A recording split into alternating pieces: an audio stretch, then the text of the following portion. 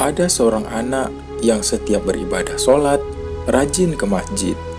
Lalu, suatu hari, sepulang dari masjid, ia bercerita kepada ibunya.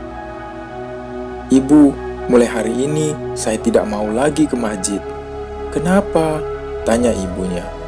Kemudian, dia pun menjawab, "Karena di masjid saya menemukan orang-orang yang kelihatannya suci, tapi sebenarnya tidak. Ada orang yang sibuk dengan gadgetnya, sementara yang lain sibuk membicarakan keburukan orang lain."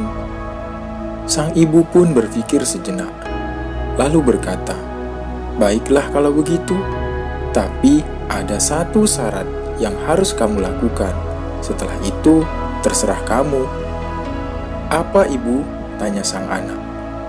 "Ambillah 1 gelas air penuh, lalu bawa keliling masjid, dan kemudian bawalah pulang ke rumah. Tapi ingat, jangan sampai ada air yang tumpah."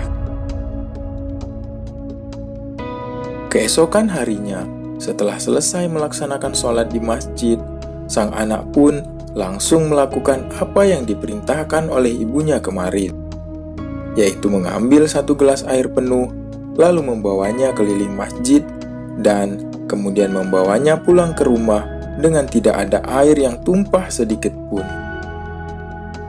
Sesampainya di rumah, sang ibu pun bertanya, "Bagaimana anakku?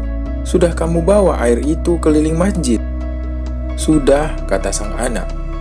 "Apa ada air yang tumpah?" "Tidak, Bu," kata sang anak. "Apakah di masjid tadi ada orang-orang yang sibuk dengan gadgetnya?" "Wah, saya tidak tahu, Bu, karena pandangan saya hanya tertuju pada gelas yang berisi air ini," jawab sang anak. "Apakah di masjid tadi ada orang-orang yang membicarakan keburukan orang lain?" tanya sang ibu lagi. "Waduh, saya juga tidak tahu, Bu. Konsentrasi saya hanya menjaga air ini agar tidak tumpah." "Ada apa, Ibu?" tanya sang anak dengan kebingungan.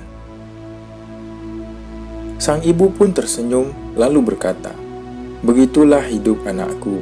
Jika kamu fokus pada tujuan hidupmu, maka kamu tidak akan punya waktu menilai keburukan orang lain.